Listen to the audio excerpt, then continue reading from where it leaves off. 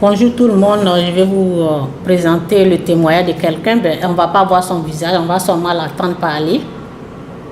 Voilà. Et il a dit qu'ils ont mangé pour les gens. Donc c'est à son tour de donner. C'est pourquoi il veut donner un homme influent pour qu'il ait la couronne. Il lutte la couronne avec un autre monsieur, un autre sorcier. Il lutte la couronne. Donc c'est à cause de la couronne. Il ne veut pas quitter dans la sorcellerie. Tout ce qu'on a fait, tout ce qu'on lui fait, on l'a frappé, on l'a fait jeûner, tout. L'enfant là n'est pas prêt. Et même quand nous sommes venus ici, ils sont venus ici un samedi. Lundi, on était venus ici. Et puis papa nous a dit de venir aujourd'hui, jeudi. L'enfant n'est pas prêt. Hier matin, à mon retour de la messe, l'enfant me dit, ma fille là me dit, maman, tu sais ce que Manu a fait encore? J'ai dit, il a fait quoi? Alors que la nuit de hier, c'était mercredi, la nuit de mardi, mon mari et moi, nous avons prié avant de dormir. Et à 2h du matin, on s'est réveillé, on a commencé à prier. L'enfant est sorti de son corps, malgré l'eau de papa Florien et l'huile, le sang de Jésus. Malgré ça, l'enfant est sorti. Donc il est parti à son retour, il ne pouvait plus rentrer dans son corps parce qu'on était en prière. Il s'est retourné. Maintenant, quand on a fini la prière, on s'est endormi, il est rentré, il est venu se coucher. Et de lui demander où il était parti. Il dit, Emmanuel, où tu étais parti? Il dit, il est parti avec son groupe là, chez papa Florien. Je dis, tu dis quoi? Il a dit nombre de personnes. Mais il n'a pas dit nom de les personnes. Mais moi, il m'a dit non qu'ils étaient beaucoup. Maintenant, il y avait pilote. Quand ils sont descendus au terrain, oui. Maintenant, lui, il a dit à le pilote, discipline tout près ici, là. Lui, maintenant, il a dit à le pilote, toi, tu irais dans l'avion, les autres, suivez-moi. Maintenant, lui, il était devant, et puis les autres étaient derrière. Maintenant, quand ils sont arrivés, il dit à ses amis attendez. Ok, bonjour tout le monde. Je ne voulais pas vous perdre le temps parce que ça là, nous allons perdre du temps. Jésus-Christ est mort pour tes péchés. Ok? Jésus-Christ est mort pour tes péchés. Lorsque les gens perdent leur temps à questionner un enfant dans une église, ces gens-là sont dans l'erreur. Tout ce qu'ils sont en train de raconter, ce sont des mensonges. Un jour, quelqu'un m'a dit, mais Chantal, quelqu'un m'a écrit pour dire, mais Chantal, et ceux qui avouent qu'ils sont des sorts, ce sont rien que des mensonges. Je vais vous poser une question. Si un fou commence à parler, si un fou est en train de parler, c'est quelqu'un va l'écouter. Eh bien, les gens qui parlent, ils sont conscients, mais c'est comme la folie. Aujourd'hui, il faut considérer les gens qui parlent comme ça, c'est comme si les gens qui sont fous. Ce n'est pas la vérité. Donc, je suis en train d'essayer d'enlever des mensonges dans vos têtes. Parce que les gens prennent du temps à parler de... On a pris avion.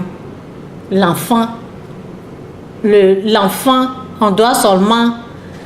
Tu vois, le recevoir bien à l'église, les gens perdent le temps. C'est comme ça, il faut reconnaître que il est allé chez un faux prophète ou bien un faux pasteur. Il est allé dans une fausse église. Ce n'est pas une bonne église. Les gens qui passent leur temps à demander aux enfants combien tu as. Et puis ils prennent le temps en train de raconter des bêtises dans des églises.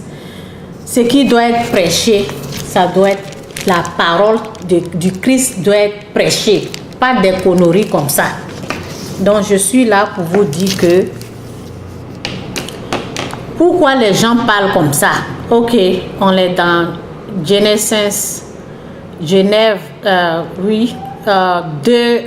verset 16. Il lui fut cette recommandation. Tu peux manger les fruits de n'importe quel arbre, du jardin, sauf de l'arbre qui donne la connaissance de ce qui est bon ou mauvais. Le jour où tu en mangeras, tu mourras. Donc, le jour où tu en mangeras, tu mourras. C'est une séparation entre Dieu et l'être humain. Le jour qu'ils ont mangé le fruit de l'arbre de la connaissance du bien ou du mal. C'est la séparation. C'est comme si c'est le péché au fait. Le jour qu'ils ont péché.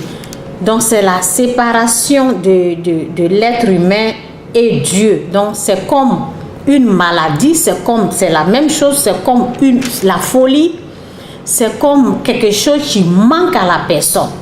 Donc c'est comme si la personne mentalement n'est pas normale.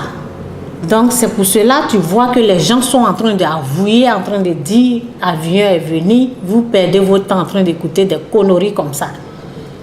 Des conneries comme ça.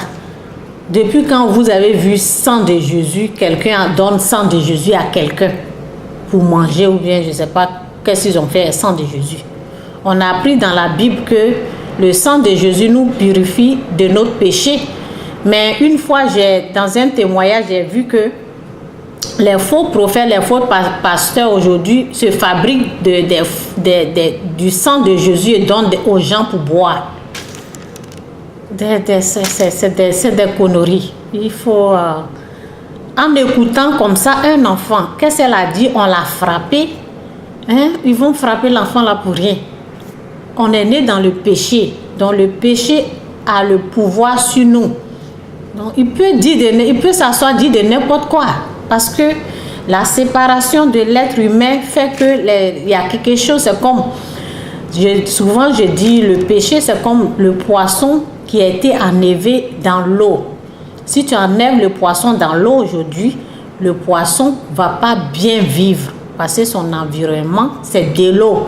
Donc, si tu l'enlèves dans l'eau, tu le mets sur la terre, mais il ne va pas bien vivre, il va mourir. Donc, c'est pour cela que Dieu a dit que le jour où tu en mangeras le fruit, tu vas mourir. Donc, c'est une séparation entre l'être humain et Dieu. On appelle ça le péché.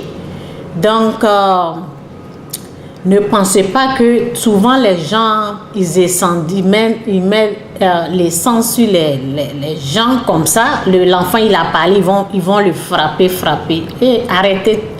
Ils vont le frapper ou bien ils vont le brûler, ils vont le tuer.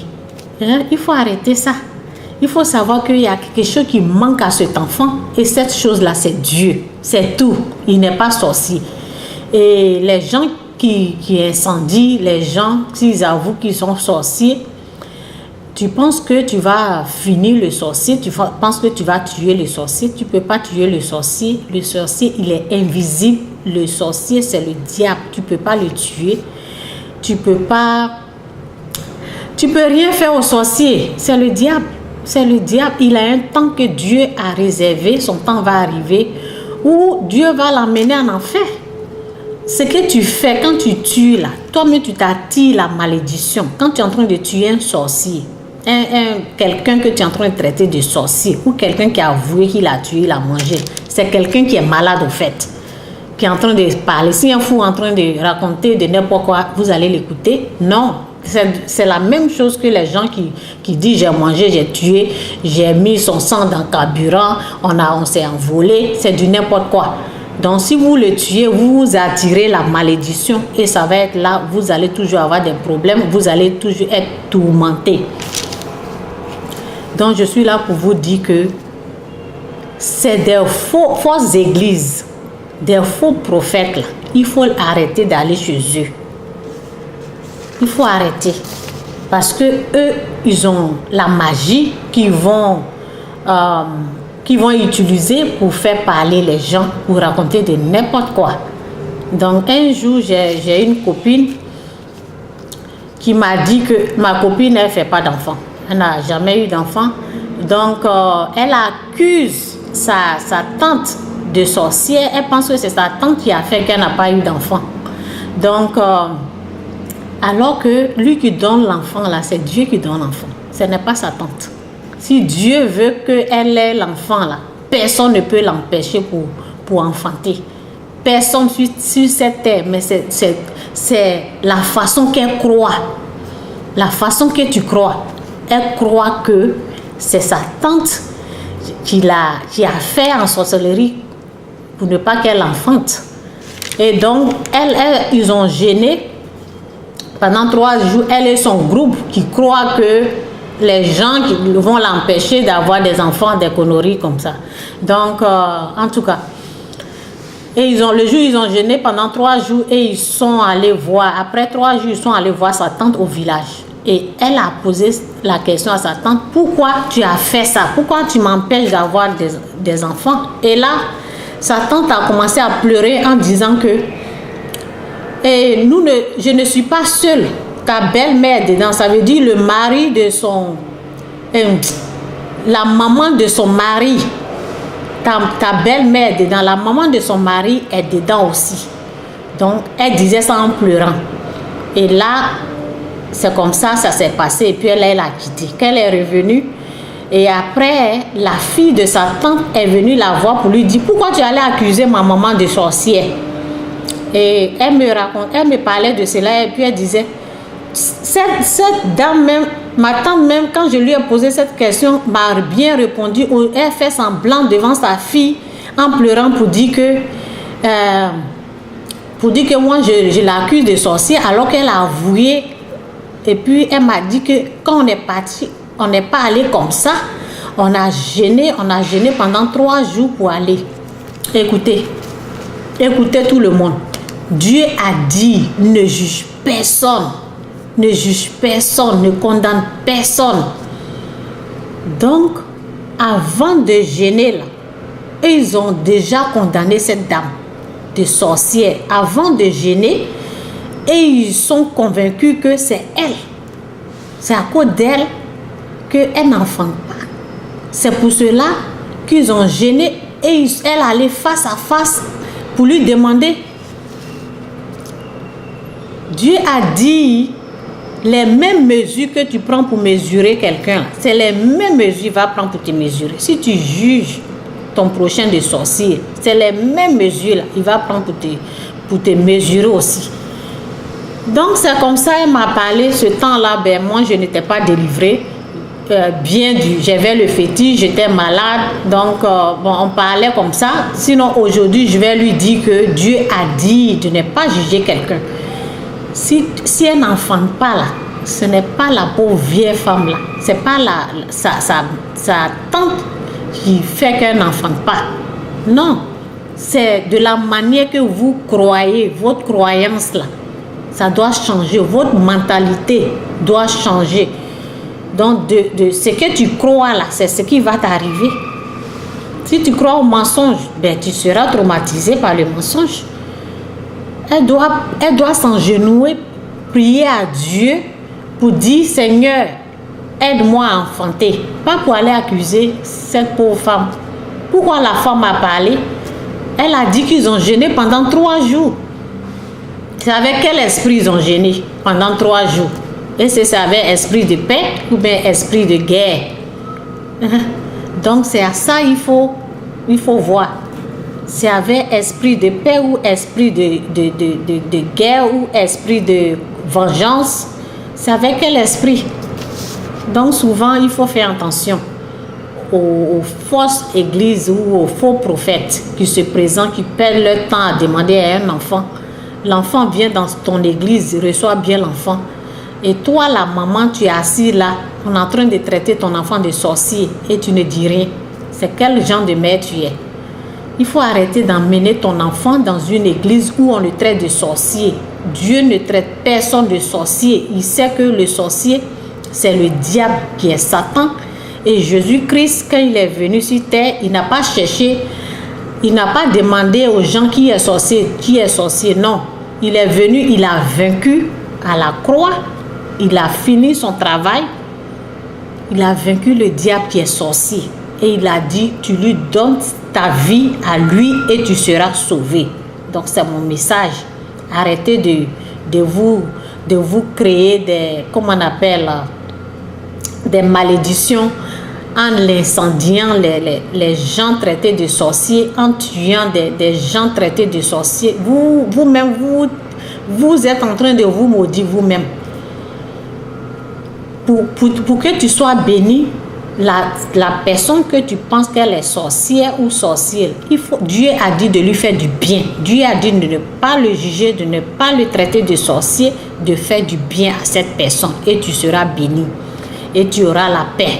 Sans quoi, si tu continues de tuer les traités de sorciers, tu ne vas pas bien dormir, tu vas avoir Mami Wata, tu vas avoir des démons, tu vas avoir toutes sortes de mauvaises choses dans ta vie. Tu ne vas plus avoir la paix. Pour avoir la paix, c'est pour faire du bien à ton prochain, c'est pour aimer ton prochain, c'est pour aimer ton voisin. Là, tu auras la paix du Christ. Sois béni, c'est mon message. Arrêtez de incendier les gens traités de sorciers, arrêtez de les lapider, arrêtez de détruire leur vie. Sois béni, c'est mon message.